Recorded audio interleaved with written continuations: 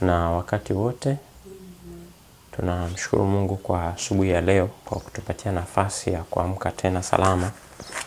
Basi ni kualike tupige magoti tupate kuomba tunapoenda kujifunza.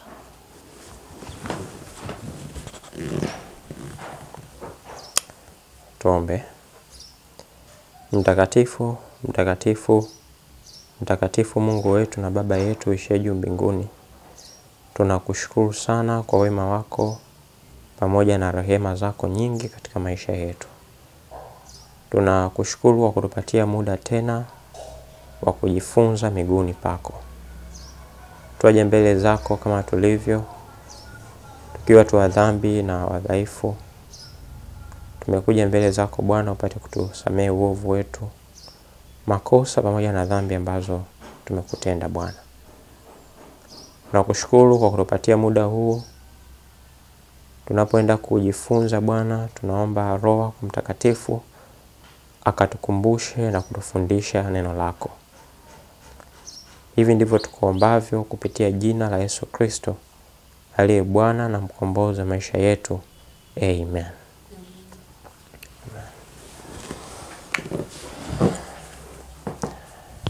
Na ukaribisha ndugu mpenzi mtazamaji katika kipindi hiki cha kujifunza neno la Mungu, na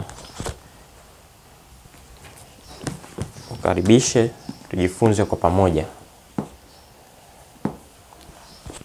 Katika juma hili tulikuwa tunajifunza kwa habari ya patakatifu, si ndivyo? Na tupo na darasa pamoja kama familia, kwa hiyo tunapenda kushiriki pamoja nawe ndugu mpenzi mtazamaji masomo haya mazuri na muhimu. Na kumbuka kwamba tunaelekea mwisho wa wakati, kwa hiyo kuna masomo muhimu ambayo Mungu anahitaji watoto wake tujifunze katika kipindi hiki cha mwisho, si ndivyo? Ambao pengine unaitwa ukweli wa sasa au ukweli wa leo, si ndivyo? Ambao tuliona patakatifu ikiwa ni miongoni mwa ukweli wa leo, si ndivyo? Amri za Mungu pamoja na imani ya Yesu. Na masomo haya yameonekana kuunganisha kundi, si ndivyo? Lakini pia na kutakasa nini? Kutakasa roho. Kwa hiyo tulikuwa tunajifunza kwa habari ya patakatifu, na tukawa tumeangalia kile ambacho kilitokea mwaka 1844, si ndivyo?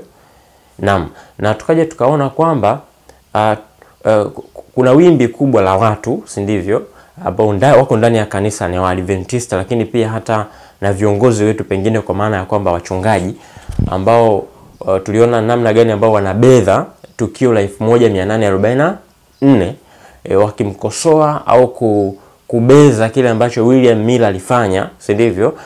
Na hatimaye 1844 Kristo kutokea. Kwa hiyo inaonekana kama ni tendo la ajabu. Hata mimi zamani pia nilikuwa nafikiria hivyo. Sijui kama wewe pia ulikuwa unafikiria hivyo. Naam. Kwa hiyo lakini ukija kusoma kwa undani utakuja kugundua kwamba William Miller alikuwa sahihi, na ndivyo ambavyo kitabu cha Pambano Kuu kinatuelekeza. William Miller alikuwa sahihi katika kukokotoa vipindi vya unabii. Ndivyo tulivyojifunza. Lakini ni kitu gani ambacho alikosea? Tukio. Kwa hiyo walikosea tukio, lakini walikuwa sahihi katika vipindi vya ukokotoaji kuanzia katika ujenzi, kujenga upya Yerusalemu kuanzia mwaka 457 mpaka kuja mpaka 1844. Kwa hiyo William Miller alikuwa sahihi. Na tuliona miongoni mwa vitu ambavyo viliwasababisha wao kukosea katika zama zile, walikuwa na uelewa kwamba sehemu ya dunia, si ndivyo, au duniani ni patakatifu. Kwa hivyo soma ile Danieli 8:14, hem tuisome Danieli 8:14.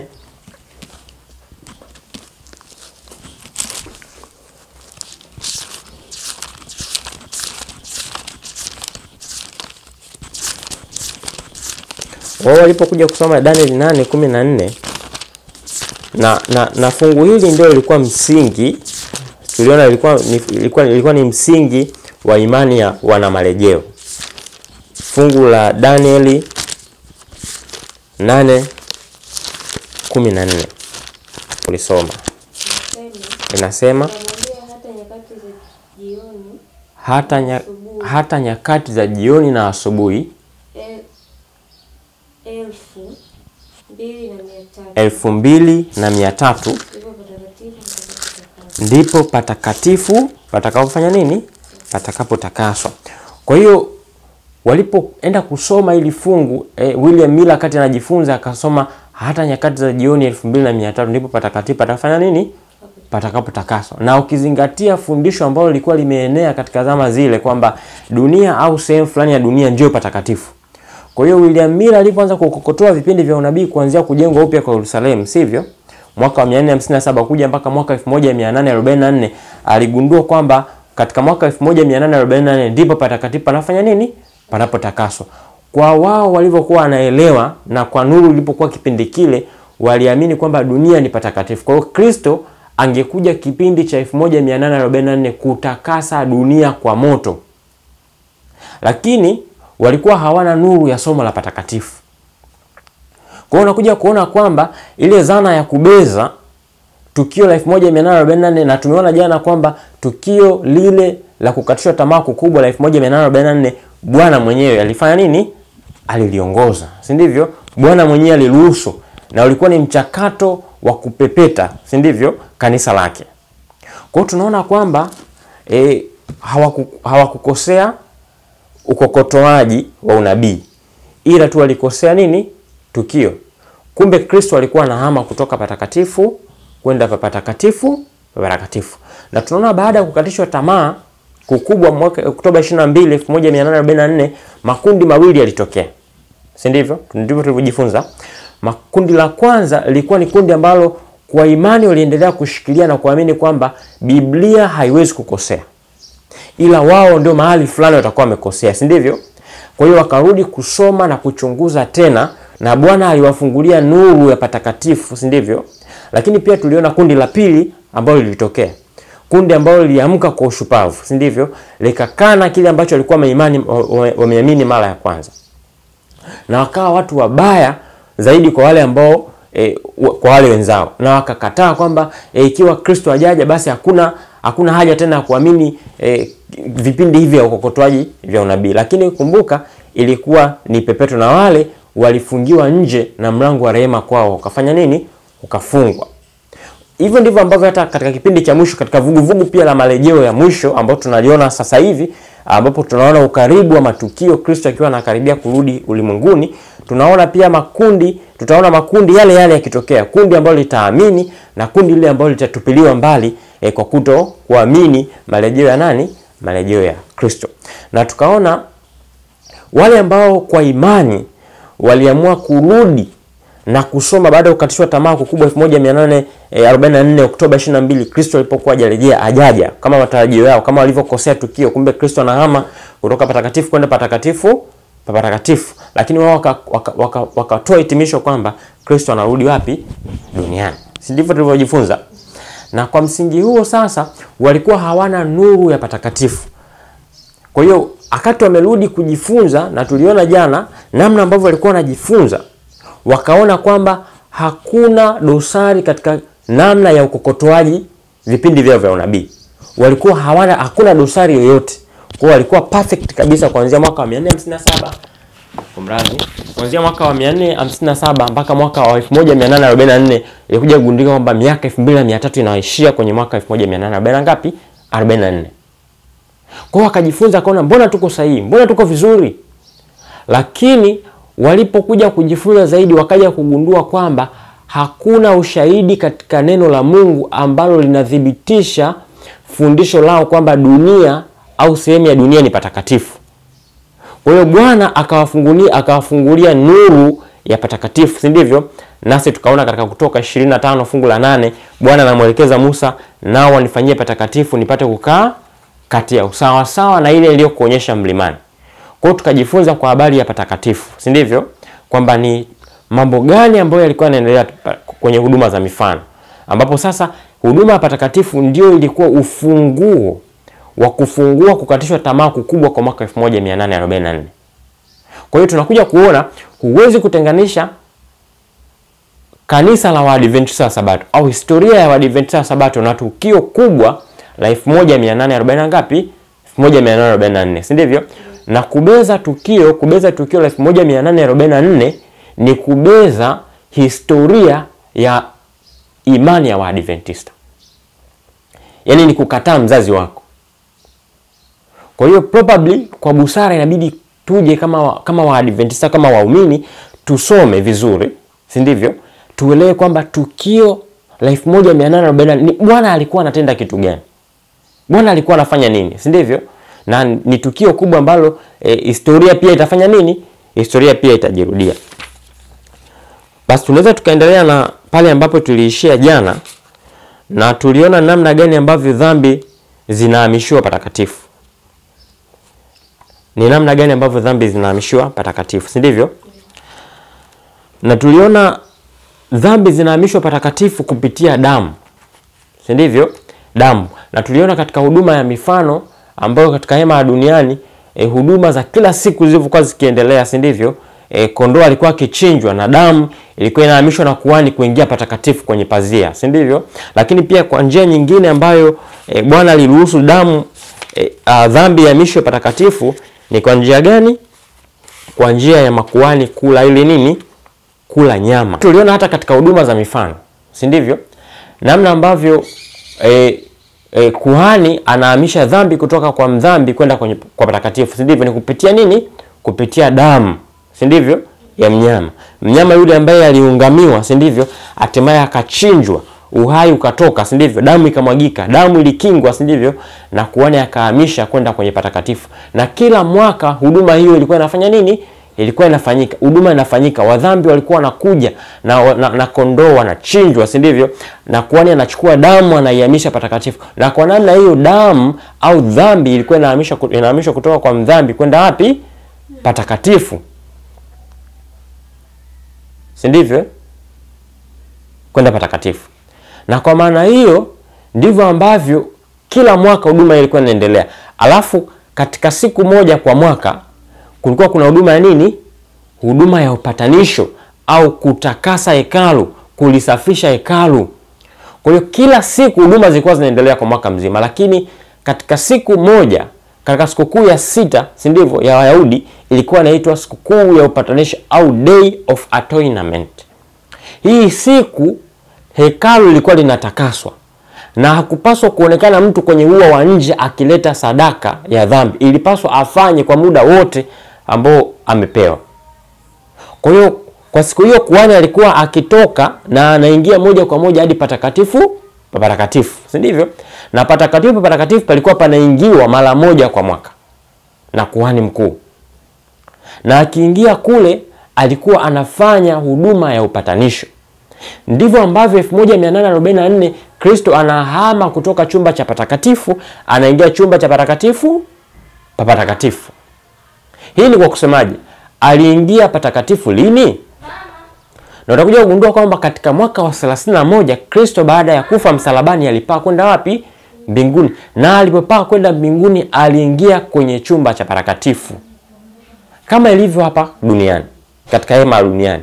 Na mwaka 1844 kama vile kuhani alivyokuwa na shift katika siku ya upatanisho kutoka kwenye chumba cha patakatifu anaenda chumba cha patakatifu, ndivyo ambavyo kuhani wetu mkuu ambaye ni Kristo katika kitabu cha Waebrania 8 fungu la kwanza la pili anatueleza tunaye kuhani mkuu wa namna hii, si ndivyo? Ambaye anakaa mkono wa kuume kiti cha enzi cha Bwana, cha Mungu. Kwa ndivyo ambavyo Kristo mwaka 1844 alihama kutoka patakatifu akaenda patakatifu. Patakatifu. Anafanya nini hivyo? Anafanya kazi ya maombezi. Sasa tuendelee na pale ambapo tulipoishia, si ndivyo? Tulipoishia anasema hivi: huduma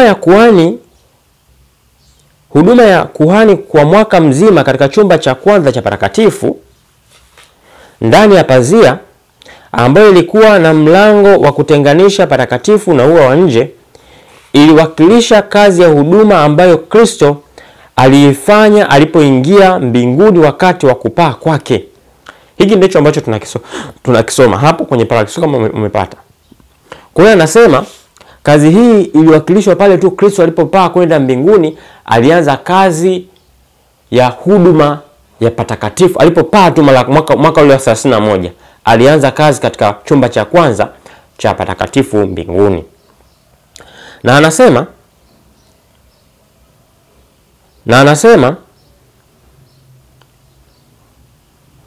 kuhani katika huduma yake ya kila siku alileta damu ya sadaka ya dhambi mbele za Mungu, pamoja na uvumba uliopaa juu, pamoja na maombi ya Israeli. Ndivyo hivyo pia Kristo aliombea damu yake mbele ya Baba kwa ajili ya wenye dhambi, na kuweka pamoja na harufu nzuri ya haki yake mwenyewe, pia na maombi ya waumini wanaotubu. Kumbuka hapa duniani kuhani alipokuwa akiingia na damu, lakini pia alikuwa anaenda kufukiza uvumba, si ndivyo? Kwa hiyo baada ya kufanya ile huduma alikuwa akifukiza uvumba na maombi ya Israeli, si ndivyo? Sasa Kristo naye alipopaa kwenda mbinguni mwaka wa 31, aliingia kwa damu yake mwenyewe iliyomwagika pale msalabani, si ndivyo? Na uvumba, hii inapendeza sana. Anasema uvumba ni haki yake mwenyewe, si ndivyo? Bwana akitazama haki ya Kristo na damu yake, anaona kile ambacho Kristo anaweza kufanya kwa ajili yetu. Kama vile uvumba unavyofukizwa, basi uvumba ni haki ya Kristo, si ndivyo? Na damu ni damu yake mwenyewe ambayo inatuombea patakatifu mbinguni. Na alipoingia mwaka 31 katika chumba cha kwanza cha patakatifu. Tuko pamoja? Na anaendelea kwa kusema, hiyo ndiyo iliyokuwa huduma iliyofanyika katika chumba cha kwanza cha patakatifu mbinguni. Kwa hiyo pambano kuu katika ukurasa huu wa 350 anaeleza namna gani Kristo alipoingia chumba cha kwanza cha patakatifu mbinguni. Na ni mwaka gani aliingia? Kwa sababu sasa Kristo aliingia chumba gani? Mwaka gani aliingia chumba cha patakatifu? Biblia na Roho nabii inaeleza, hususan Roho nabii inaeleza mwaka wa 31 Kristo alipopaa kwenda mbinguni, aliingia patakatifu pa mbinguni. Mwaka 1844 kulikuwa sio kuja kwa Kristo hapa duniani, kulikuwa ni kuja kwa Kristo kwa mzee wa siku, maana ya kwamba anaingia patakatifu pa patakatifu, ana change shift kutoka kwa patakatifu anaingia patakatifu mbinguni. Na tukumbuke hiyo ni huduma ya mwisho. Hakuna huduma nyingine baada ya hapo, si ndivyo? Sawa. Anaendelea kwa kusema, huko imani ya wanafunzi wa Kristo ilimfuata alipopaa kutoka machoni pao, hata ndipo matumaini yao yalipojengeka.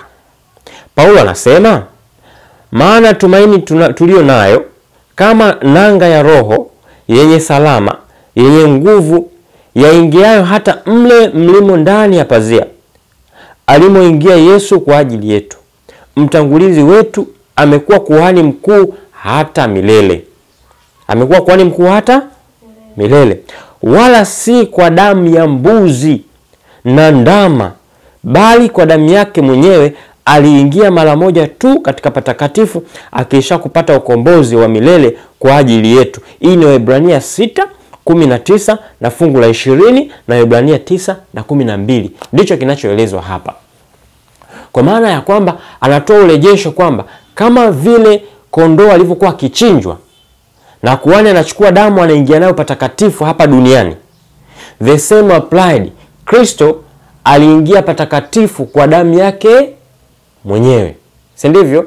Na anatuombea. Na hii hata Kristo alipokufa akafufuka akapaa kwenda mbinguni, bado iliendelea kuwa imani ya wanafunzi. Wanafunzi waliendelea kuamini, si ndivyo, kwamba Kristo yuko mbinguni, amepaa kwenda mbinguni, na yeye ndiye anayetufanyia nini? Anayetuombea. Tuko pamoja? Sasa anamalizia kwa kusema mambo haya. Kazi ya huduma hii iliendelea muda wa karne 18 katika chumba cha kwanza cha patakatifu. Yani mpendo wangu au mke wangu ni hivi. Kristo alipoingia mwaka wa 31, alipofufuka mwaka wa 31, alipaa kwenda mbinguni. Alipopaa kwenda mbinguni, aliingia kwenye chumba cha ngapi? Cha kwanza. Cha nini? Cha patakatifu. Na chumba cha kwanza cha patakatifu ina maana ya kwamba alifanya huduma ile kuanzia mwaka wa 31 mpaka mwaka 1844, zilikuwa zimetimia karne 10 na ngapi? 18. Yaani anahudumu tu patakatifu. Anahudumu tu patakatifu. Karne 18. Ni sasa sana kuweka miaka 100 mingapi? 118.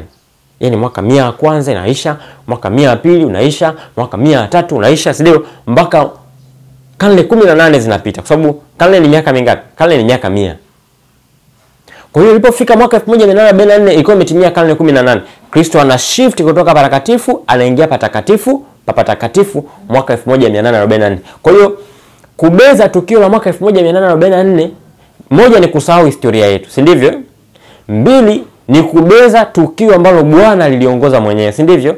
Sasa ushauri ni nini? Ushauri ni kwenda kutafuta maarifa kwa usahihi, si ndivyo? Kusoma na kufanya nini? Kusoma na kutaka kuelewa. Si tuko pamoja?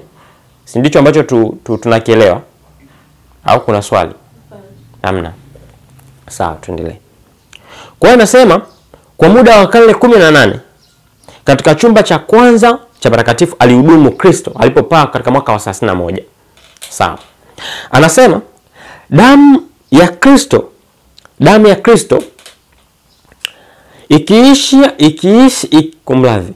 Kristo ikisii kwa ajili ya waumini wanaotubu ilipata msamaha wao na kukubaliwa na Baba.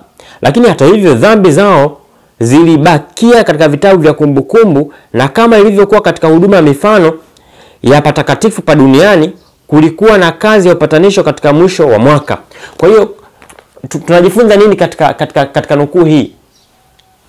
Anasema damu ya Kristo, si ndivyo, ilikubalika mbinguni na si ndivyo, kutuombea, isipokuwa dhambi zetu ziliendelea kusalia kwenye vitabu vya mbinguni, si ndivyo?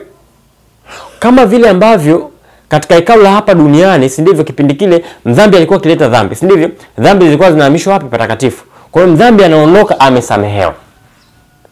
Lakini dhambi bado zimesalia patakatifu, si ndivyo?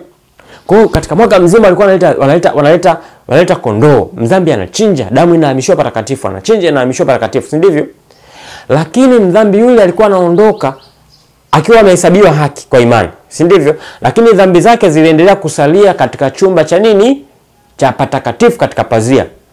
Alafu katika huduma ile ya katika siku ya upatanisho ambayo ilikuwa inafanyika siku moja kwa mwaka, si ndivyo? Ilikuwa inafanyika siku moja kwa mwaka.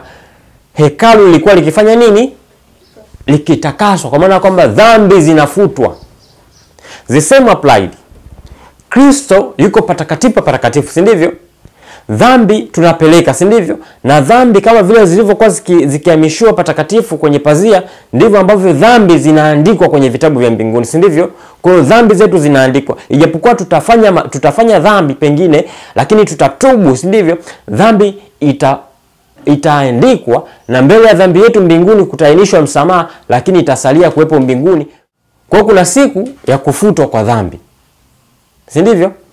Lakini kama sasa hivi kama nimetenda dhambi, siombei kutenda dhambi, wala sitarajii kutenda dhambi, si ndivyo? Ikatokea nikaomba msamaha, toba, si ndivyo? Ina maana ya kwamba dhambi yangu imeendelea kusalia na itakumbukwa, si ndivyo? Mpaka pale ambapo itakapofanya nini? Itakapofutwa. Na tukumbuke dhambi ilikuwa katika huduma ya mifano hapa duniani, dhambi ilikuwa inafutwa kipindi gani? Dhambi ilikuwa inafutwa kipindi gani? Kipindi cha huduma hapa duniani. Ni kipindi gani dhambi zilikuwa zinafutwa? Kipindi cha upatanisho, amin. Hekalu lilikuwa likitakaswa. Sasa kumbuka Danieli 8:14 anasema hata nyakati za asubuhi na jioni 2300 ndipo patakatifu patafanya nini? Patakapotakaswa. Na Danieli alikuwa anazungumzia juu ya patakatifu pa mbinguni na sio patakatifu pa duniani. Na tuliona katika kitabu cha Waebrania 9:1-5, si ndivyo? Na Waebrania 9:1-2, hekalu ambalo Paulo alikuwa anazungumzia ni hekalu la Agano Jipya ambalo ni hekalu la wapi? Hekalu la mbinguni. Kwa hiyo katika kipindi cha 1844 patakatifu ambapo palikuwa panatakaswa ni namna ambavyo Kristo aliingia katika chumba cha pili cha patakatifu kulitakasa hekalu.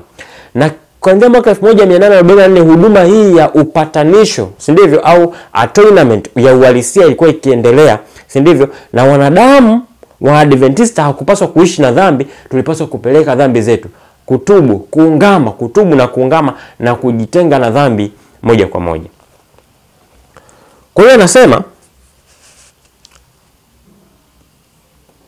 kazi ya upatanisho katika mwisho wa mwaka, hivyo kabla ya kazi ya Kristo kwa ajili ya ukombozi wa mwanadamu kukamilisha, kuna kazi ya upatanisho kwa ajili ya ondoleo la dhambi katika patakatifu. Sasa sikiliza, hiyo ndiyo huduma iliyoanza wakati siku 2300 zilipoishia. Tuko pamoja? Anasema wakati huo, kama ilivyotabiriwa na Danieli nabii, kuhani wetu mkuu aliingia patakatifu pa patakatifu kufanya sehemu ya mwisho ya kazi yake kuu, kutakasa patakatifu pa mbinguni. Tuko pamoja? Kwa hiyo anaeleza na kutusisitizia kwamba mwaka wa 31 Kristo alianza huduma kama kuhani mkuu. Aliingia kwenye chumba cha kwanza. Mwaka 1844 Kristo ana shift kutoka patakatifu, anaingia patakatifu pa patakatifu kulitakasa hekalu, na ni kazi yake ya mwisho, na akimaliza anarudi duniani. Muda ni mchache na hatuna muda wa kufanya nini? Wa kupoteza. Kwa ni muhimu kuelewa. Anasema kama ilivyo zamani, dhambi za watu ziliwekwa kwa imani juu ya sadaka ya dhambi na kuhamishiwa kupitia damu yake, damu ya mnyama, si ndivyo? Kwa hiyo kama ilivyo, anatueleza kama ilivyo zamani, si ndivyo? Dhambi alikuwa anakuja na mnyama, mnyama anaungamiwa, mnyama anachinjwa, damu inamwagika kwa sababu damu ni uhai na sheria inadai uhai, si ndivyo, wa mdhambi. Damu inahamishwa kwenda patakatifu kupitia damu ya mnyama, si ndivyo, inahamishwa. Anasema katika mfano huo wa patakatifu pa duniani, huu ambao tumetoka kuzungumza, pia katika Agano Jipya dhambi za watu wanaotubu kwa imani huwekwa juu ya Kristo na kuhamishwa kwenye patakatifu pa mbinguni halisi. Zamani dhambi ilikuwa inahamishwa juu ya mnyama, anachinjwa, si ndivyo? Hivi sasa dhambi zetu zinapaswa kuwekwa kwa nani? Kwa Kristo, si ndivyo, kwa imani, kwa sababu tupo katika Agano Jipya, si ndivyo? Na tuzungumzie hekalu hili la Musa, tunazungumzia hekalu la wapi? Hekalu la mbinguni. Na kama vile mfano wa utakasaji wa patakatifu pa duniani ambao ulikuwa unafanyika mara moja kwa mwaka, tunakumbuka, ulivyokamilishwa kwa uondoaji wa dhambi ambazo zilikuwa zimepachafua patakatifu, si ndivyo?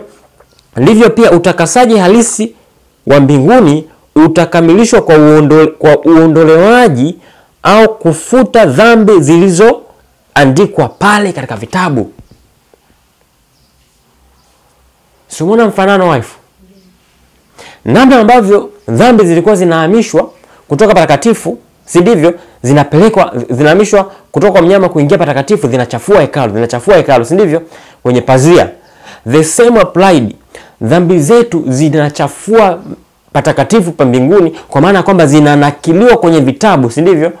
Si ndivyo tunavyosoma hata katika Biblia kwamba kuna vitabu vinaandika vya kumbukumbu, vitabu vya uzima, si ndivyo? Vinaandika dhambi zetu, vinaandika kumbukumbu zetu, si ndivyo? Sasa namna ambavyo dhambi zitafutwa kwenye vitabu vya mbinguni, si ndivyo? Na ni kipindi hiki ambacho tunaishi, si ndivyo? Utakaso unafanyika, utakasaji wa hekalu, ndivyo ambavyo mbinguni pia jambo hilo linafanyika. Kwa kuna mfanano mkubwa wa somo la patakatifu pa duniani na kile ambacho kinaendelea mbinguni. Tukitaka kujua dhambi zinaondolewaje kwa mwanadamu na Mungu anashughulika vipi na dhambi, lazima tujifunze somo la patakatifu. Ni muhimu, na ndio maana anasema ni masomo ambayo yataunganisha kundi na kutakasa nini? Kutakasa roho. Unajua mimi mke wangu, mimi ninachokiamini ni kwamba huwezi kutaka kushinda dhambi pasipo kujua namna gani inaondolewa. Si ndivyo?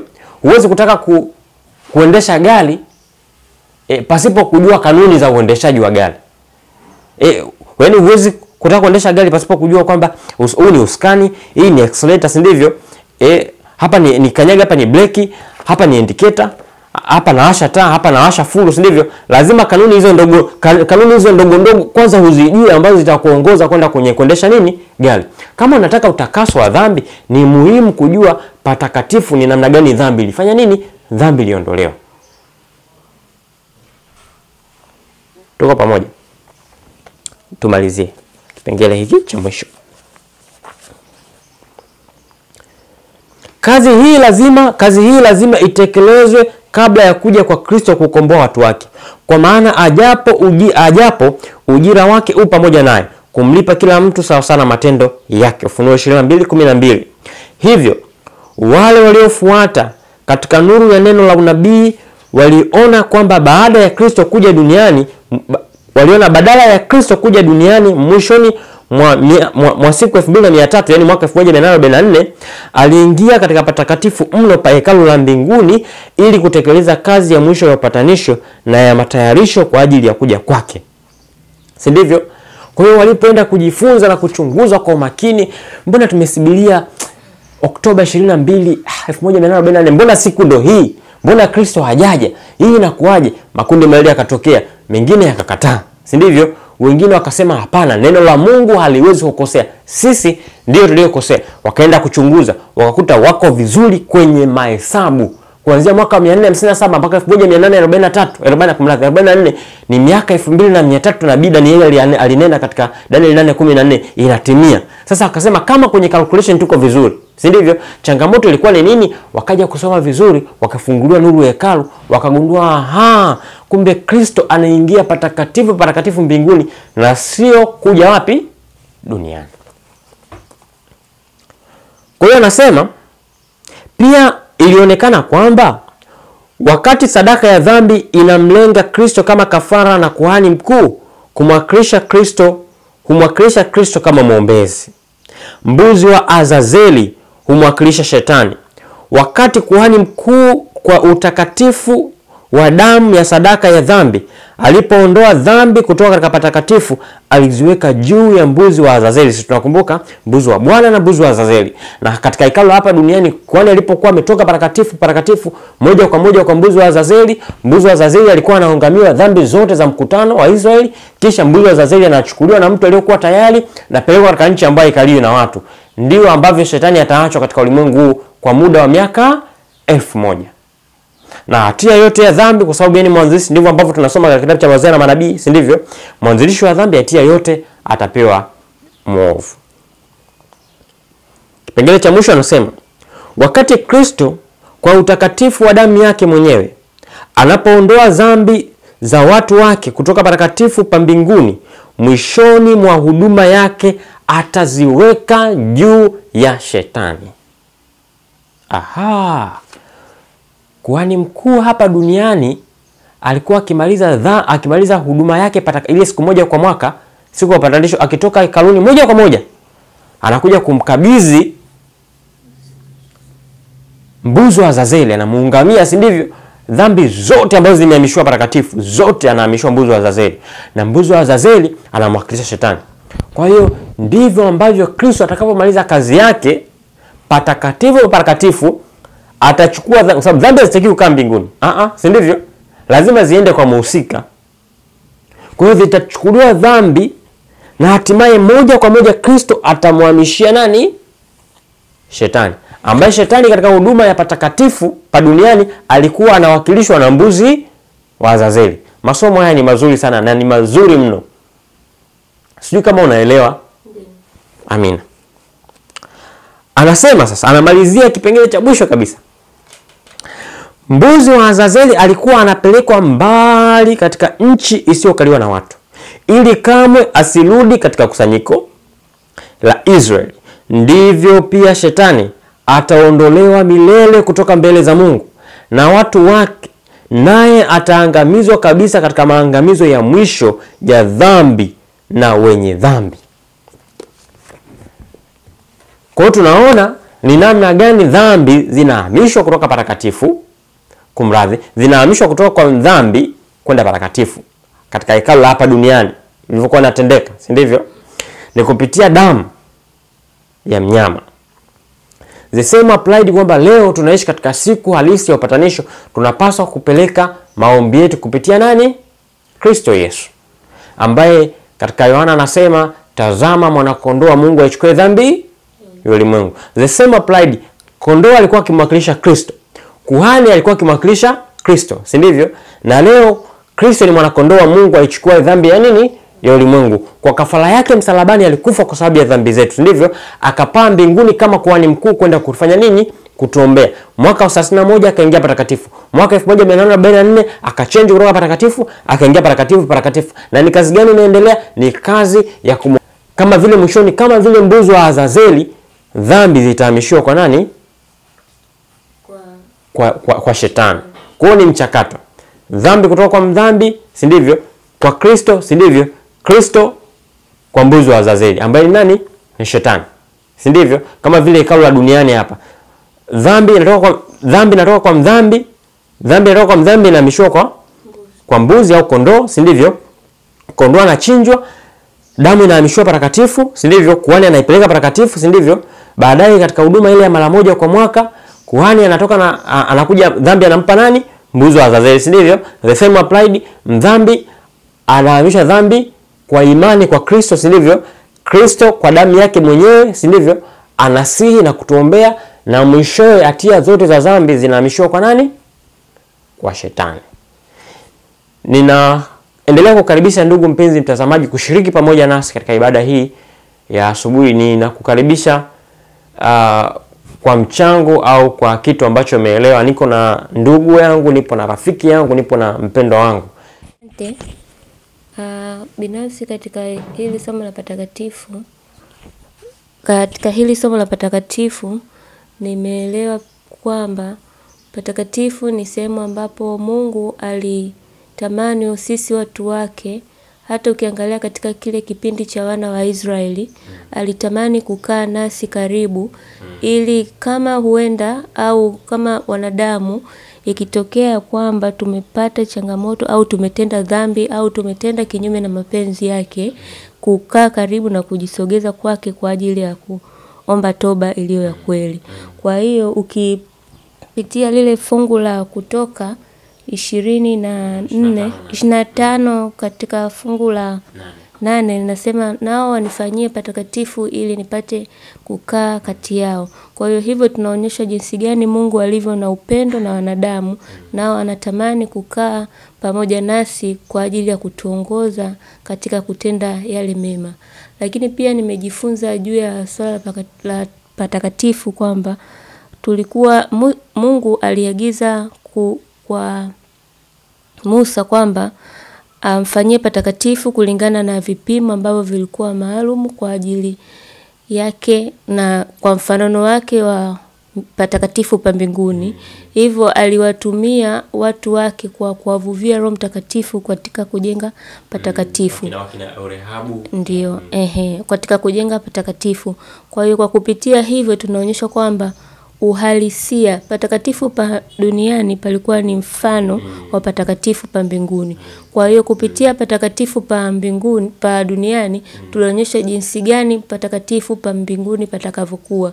Ni jinsi gani mwanadamu atakapotenda dhambi, atakapoungama dhambi zake, wapi zitapelekwa, na mwisho wa siku ni nani atapewa dhambi hizo. Na hata tulipojifunza hapa mwishoni tumeonyesha kwamba mwisho wa yote shetani ndio atakapopewa dhambi hizo na kukaa nazo duniani kwa muda miaka 1000. Hivyo binafsi nimewiwa na somo la patakatifu kwa sababu limenielezea vizuri na limenifundisha juu ya mpango wa ukombozi wa mwanadamu. Asante sana na nashukuru. Ndugu mpenzi mtazamaji, hivyo ndivyo ambavyo tunatamatisha kipindi chetu na ibada yetu ya asubuhi ya leo. Ninakualika katika vipindi vingine. Bwana akubariki sana kwa kutenga muda wako na kutufuatilia tuweze kujifunza kwa pamoja na kubarikiwa kwa pamoja. Nikualike tupate kuomba.